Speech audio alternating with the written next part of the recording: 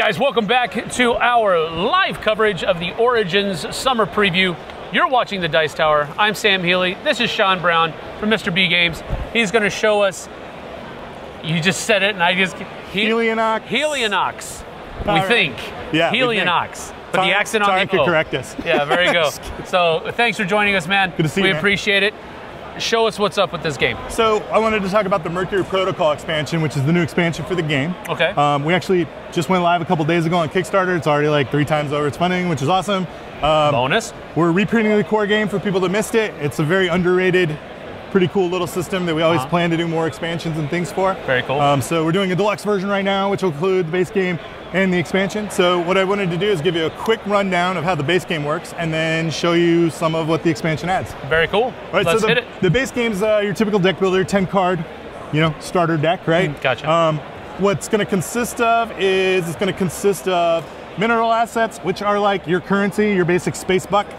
And you make a quick space buck, right? Yeah, there you go. And then these sentinels, which are defenses. So every time, essentially what we're trying to do is it's really fine line of cooperative. We kind of need to help each other, but not really. Gotcha. It's still, I need to win by getting the most points. But what's happening is these are the planets in our solar system, and there's going to be bad things happen to them via events. Bad things, and man. they could shut the planets down, which would be bad. That's and not so good. for us to get rid of them, we got to play defense, equal to whatever the threat level is, and then it can go away. And I could do it all on my own and take all the points, or you and I could cooperatively, I'll do 2, you do 1, let's split the points, right? Gotcha. It's up to negotiation. Understood. So that's what a basic deck is. And then what makes your deck unique is Sam had 2 special cards, I had 2 special cards, and the icon here denotes one of the 4 different types of things in the game that you can draft into your deck. Okay. So I'm already geared towards transportation because I have the rocket. All right. These 2 cards will give me some kind of thing. So some people like to theme their deck. They like to just stick to movement. Other people like to diversify. I gave you a defensive. I'm sorry. I gave you the these guys. the tech, the cybernetics. The Cybernetics. All right. Cool. So you shuffle those up, and you got yourself a base deck, right? You draw 5, just like any other. That's innovative, man. What's different here in this one, though, is you can play any, all, some, none. Yeah. Whatever you keep, you actually get to keep in your hand, and you just draw back up. But you always draw 5 and then discard. So kind of gives you a little bit of hand movement. So you don't draw up to 5, you draw 5, and then you can discard something. Right, if you kept stuff from time to time, right, exactly. And so you can play 2, 3, 4, whatever you wanted on your hand. You don't play the whole hand. That's cool. And then the other twist is you get an architect. Everybody starts out with a guy. And we got these little crowd counters, those guys over there. We'll grab a couple of those. Just need like 4 of those. And so basically on your turn, if you would like, you can just put some cryo up on this character like this. And deep freeze them? What? Yeah. And the character will grant you a special ability. Okay. So like on this one, if I put 2 on there, it says I can discard a card and gain a shield. Okay. So I can just take something. Mine says I can move to an adjacent location. So yours is good for movement. So we're also deck building movement based though. So we're all going to start out with ships over here on Earth. And then for you to go to the different solar systems, you got to spend either movement cards or space bucks to propel yourself. All right. With you're playing Tiberius, his special abilities, he can just move without doing that kind of stuff. Cool. So you're going to be fast and nimble. I'll be able to sift through my deck quicker. He's that's a kind war of captain. Yeah, okay, that's cool. And of course, the base game has multiple of these architects. The new one will have even more architects, so even more variety. So something kind of cool. So that's its basic mechanic. And then just like anything, you're going to play your cards, draft cards into your deck. But the twist is now you can actually move to these different planets. And we got some little ships over there. These little spider-looking dudes. That guy right there. Okay, go ahead. Oh, I'm sorry. So like these guys. That would be my ship. So now I have to decide, hey, do I want to move to an adjacent location with some of my money, or do I want to use my cryo to do a special power? While at a location, you can use its key access. So each planet grants you a power while you're there. Cool. So like right now, I'm hanging out at the mining colony, and if I use key access, I just gain a buck. They're a rich colony, so I can use their their minerals while I'm there, and maybe that, which, a lot of deck builders, like, hey, this is 4 and I only got 3 in my hand. And you're like, how do you get that extra buck? Yeah, you move to the mine and you get the extra buck, right? All right. So nothing new there, nothing earth shattering other than we got some really cool movement. We got some cool architects on a deck builder. So what makes Mercury Protocol cool is the events get harder. All right, this is the expansion. This is the expansion, right? So the events get harder because right now you got some basic events like this old world. This would come out, it would come on the old world, it would turn, and this would tell me there's a social event on the old world, and basically, if you try to leave, you have to pay money, because you know rich people like money. Yeah.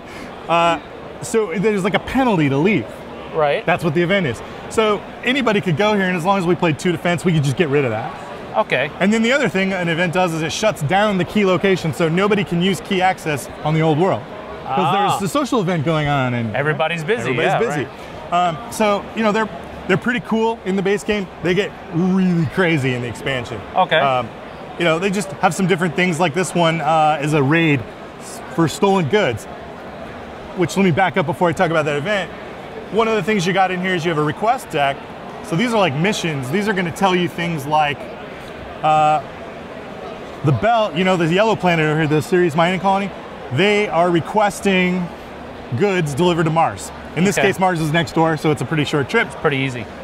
So all somebody has to do is go here, pick up a piece of Mars cargo. Okay. And the next time they get there, they can claim that bounty for $2. Just a little pickup and delivery mechanic now. Yeah. It's another way to earn victory points on top of all the other ways you could originally. That's not all that happens. When you make the delivery, you get a space buck. Okay. But this isn't a space buck on your card that you got to spend at the end of your turn or hold in your hand. This just hangs out on here whenever you need it. Oh, okay. It's still a one-time use, but it's whenever you need it. Okay, gotcha. Right? So it's just kind of like in the bank in your back pocket, hanging out. All right. But if you like the gambling effect, or it's early in the game, you can opt to be paid in illegal technology. So every planet's got a couple, depending on the number of players. We'll see this with a couple. Okay. I think in the 2-player, you only do 1 of each type, but in the 3 and 4, you do 2. Yeah. And so like this is a new card that you get to add to your deck without buying it. This particular card here, I can't read upside down very well, but it's a legal tech. It tells me hyper accelerant, gain 1 red thing. One of these guys. So those are infamy. So we have we have fame points and then that infamy. So it makes sense. Hey, he's famous, right, for being a scoundrel. It says consume 1 card from your deck, hand, or discard pile.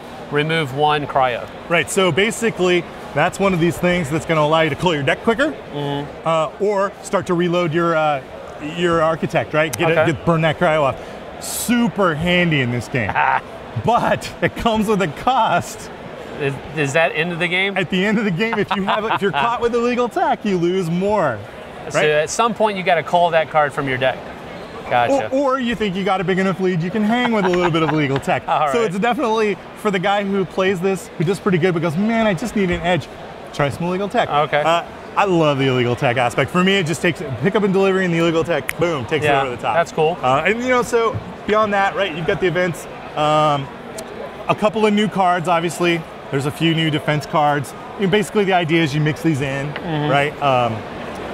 And then he's added cooperative missions. So in the original game, there was cooperative things to do as well. So lots of other bells and whistles, but at its core, that's really what this adds, is the pickup and delivery and the illegal tech. So and it just it takes it to another level. So this is basically, and I'm not trying to strip it down here, but basically this is a deck, competitive deck builder with pickup and deliver aspects to it. Yeah, anymore. I think that's where it goes. That's pretty much where it goes. Yeah. Art is fantastic. We were talking before we actually started recording, but this is a guy's first foray into artwork. Yeah. Yeah, it was one of these guys who didn't know he had a hidden talent of, I can draw art. That is amazing, right? It was like, he's like, yeah, I think I could probably put some scribbles together for a prototype, right? And you're kind of like going, damn, I wish I could scribble like this. I know, right? Yeah. And then obviously, you know, hone that skill. Stumble upon an ability like that in my own life. We got hidden abilities, right? I guess, maybe. Mine's like burgers or something. I mean, it's not artwork. Come on. Burgers. So me and Sam's hidden ability is we can find every smash burger. We can eat burgers well. That's fantastic, man. All right, man. Well, thanks so much, Sean, for stopping by. We appreciate it. Helionox or Helionox from Mr. B Games. We're going to send Sean over to the Q&A here in just a few seconds. So shoot him some more questions over there. Otherwise, we'll see you guys on the flip side. Hello, everybody. If you have any questions, by the way, for Sam and his burger eating ability, we'll cut to that in just a little bit. For now, we have Sean. How you doing, Sean? There you go. That's for you, man. Sweet. All right, we got a couple of questions for you here. Awesome. Excuse me. Okay. Helionox, is the expansion, you said it's on Kickstarter right now? It is. Is the expansion available on its own on Kickstarter? It is. And the base game? Right, well? so we have a deluxe version, which would be somebody who didn't buy it the first time. Okay. Because the first printing's long sold out. Okay. So it's the ability to get the game, and the expansion comes in the game, just in a big box with the map, all the bells and whistles. You know, we're calling it deluxe because it's the first campaign had a lot of little add-ons and things like that. So this is everything that we've ever made for it, all in one definitive box. Okay, gotcha. Plus any of the stretches or anything like that that may come. And then for any of the people that supported it the first time, there's just here's the box with everything that's new to this campaign for them. You get a box to hold it all together? Right. Oh, right, because the new one's going to be maybe 3 times the size of the original game. Because the original game was just a couple of decks of cards and some tokens. And yeah. So we've added all kinds of garbage to it now. And so gotcha. Yeah, so the new if you're just pledging for the expansion only, it's just a box. But it comes with any of the extra cards or tokens or rules or anything that you need for the expansion. Is there a difference if I buy a base game right now on Kickstarter? Would it be any different from the base game I could get before? No.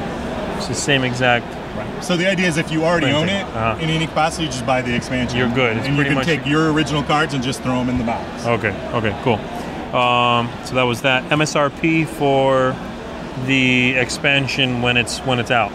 So the expansion is not going to be out like on its own. It won't be for sale individually. Okay. We're just only going to because the SKU Helionox itself has just been out of print for a while. Right. So we're only going to offer the deluxe SKU.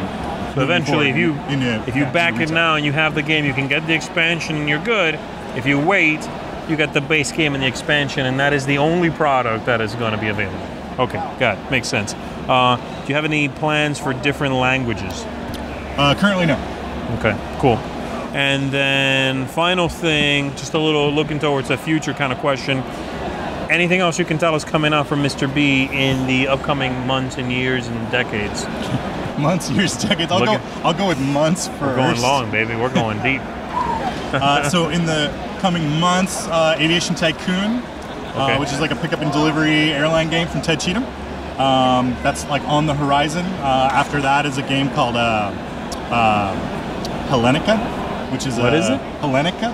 Okay. It's a ancient Greece kind of like big giant dudes on map miniatures game. So I'm hoping to do that end of year. That's probably immediate on the horizon. Next year I've got a couple of things in the hopper, but you know. Are those going to Kickstarter, those two, or? The Hellenica game will. Aviation Tycoon already went. Okay. So that's just in the processes of being made and coming out. And then here at the show we just got Madness at Midnight, which is our Richard Lanius Cthulhu-like game. Right. So that's debuting here. And something else is here with it. What's the MSRP on that one? On Madness at Midnight? Yeah. I believe it's $64.99. Okay. And this is the first show you have it at? This is the first show I've had it available for sale. It came out about a month ago. I think it shipped to backers and all that stuff. Okay. We put some of it out into distribution, but not much. What's your, you said you've already funded on this like 3 times over on Helionox. Yeah. What's the projected delivery date on that? I think we put it in for like, I have to remember, maybe January, February, something like that. And if things go just well. To be safe. Right, kinda, to be safe. Yeah. If it goes well, we'll try to get it out by Christmas. But, you never know with these things. It's, you think 6 months and it turns into 2 years. And no, we've never been any later than a month and a half. I mean, on anything we've ever done. So. Okay, cool. All right, sounds good, man. I think that's all I got for you. I'll let you go have some fun. No, I didn't get any hamburger questions. Sam only gets those. Those are just for Sam. It's yeah. jacked up. I'm sorry, man. I mean, we're like what's your favorite hamburger topping? Cheese. Cheese? Oh, are you gonna answer or just complain? I get. Oh, cheese. Got it. I thought you were like, geez. Got it. That was a bad joke. That was a really bad joke. All right. Good stuff, man. That's all we got. It's the first day, okay? Yeah. The jokes get better, but not on the first day. All right? I'm just trying to stay focused and awake. All right? It's almost like the time zone thing, right? I mean, I was literally in the booth working, slinging boxes, right? And Tom Bassett comes by mine. He's like, "Get over to your interview. You're going on in 5 minutes." I'm like, funny, Tom. You're a funny guy, right? Because I'm sweating, schlepping boxes. And he's like, "I'm serious." And I'm like, I pull out my phone and I hit my Google Calendar and I show it to him. I said, "Look, bro, I don't have to be there for another 2 hours." He's like, you're on the East Coast. Right. I'm from Mountain Time Zone. I forgot 2-hour change. Boom. And you put it in, and it adjusts. I put it in a mountain, and it told me. It shouldn't do that. No. Calendars shouldn't do that. Can we talk to Zuckerberg or If I meant 1 p.m., I meant 1 p.m. where I'm going to be. I don't care that I moved time zones. That seems weird, right? I mean, like, no one schedules it taking that into account. We're clearly going down a serious rabbit hole here. But next on, we're going to have someone from Apple answering your questions. I know, right? I'm going big time, baby. Huh? Mr. Jobs. B, Apple. All right, dude. Good talking to you.